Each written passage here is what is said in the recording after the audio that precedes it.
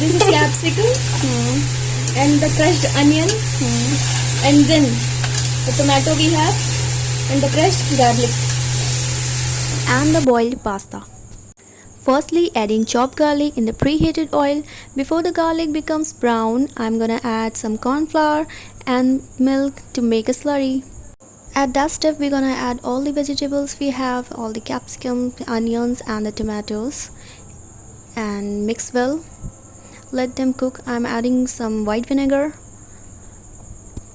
Here I'm adding 2 tablespoons of white vinegar and mix all these ingredients very well. For a better cook of our vegetables, I'm gonna add some little water, and it was so fun with making this pasta recipe.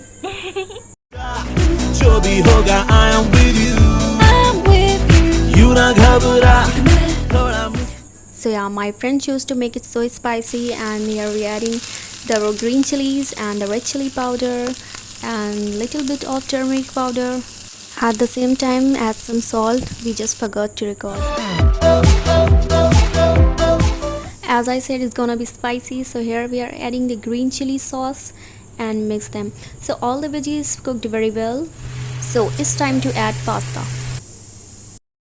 Frying everything very nicely, and lastly I'm gonna add some soya sauce to enhance its taste. As you can see, at that time it's mouth watering. So my friend tasted it and she's like, wow! So our pasta is ready. It's time to eat. So let's serve it.